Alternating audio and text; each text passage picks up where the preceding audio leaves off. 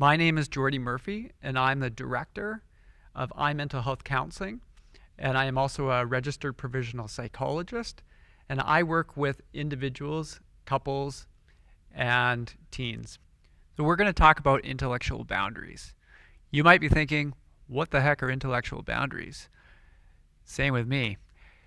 Intellectual boundaries are those thoughts and ideas that we have.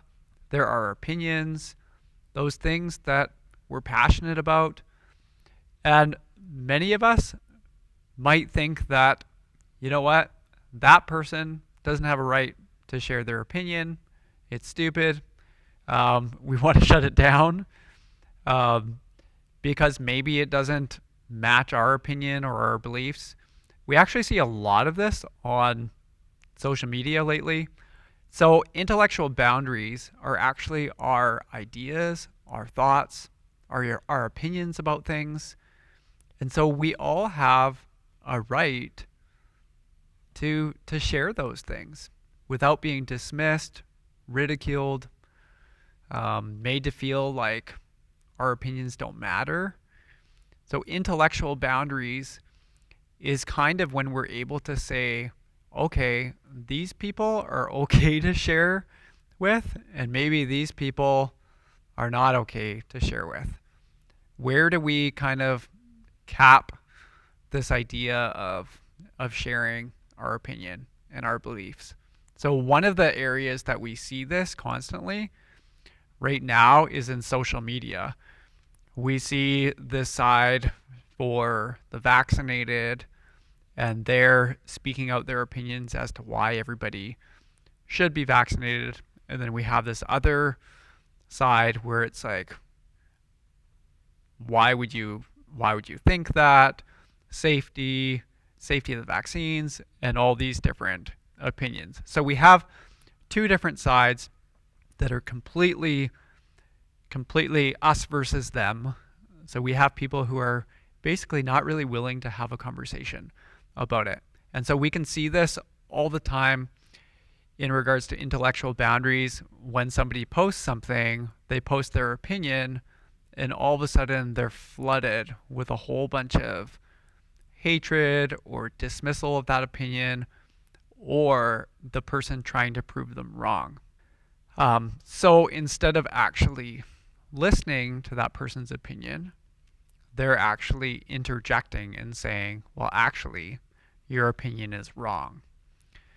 So the interesting part of this is that, so Brene Brown, she does a lot of research on like social research and different things like that, and shame and vulnerability.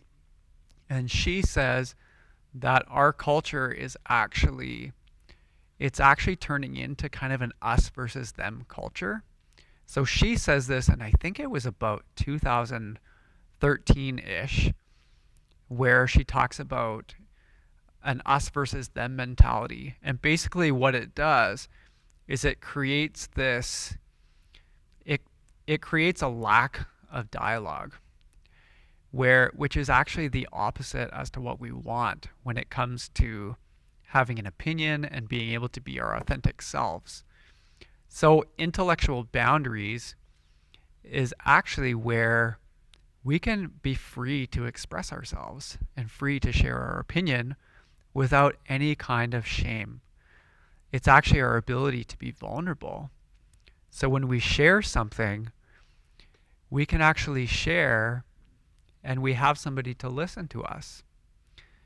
One of the reasons why that's important is when we have people who listen to us, they actually hear us out and they validate us for what we're saying. Even if they completely disagree, it's actually really helpful to have somebody to say, I see what you mean about that. So more and more, we're seeing this disconnect between being able to actually share your opinions and your thoughts and ideas. So this is something to really be aware of. in social media, also other areas. So, one area that you might be wanting more information on is even sharing your opinion with your partner and being able to have healthy disagreement about things. So an intellectual boundary, even in your relationship, might help you to be able to have those healthy discussions with your partner when you completely disagree with them. So try you might try that active listening approach and being able to really try and be interested in what they're talking about, even with disagreement. So when we validate somebody for their opinion or their beliefs, we're not necessarily agreeing with them. How can I respect other people's opinions and thoughts and ideas? And how can I start maybe even taking interest in other people's opinions that might differ from yours? There's actually a scripture in the Bible that talks about don't cast your pearls before swine. Now, I'm not necessarily a scholar, but the way that I've read that is that those opinions and ideas and those things that are close to our heart in regards to different values that we might have, are we casting those in front of people who don't give a rip, who are going to give us a really nasty response?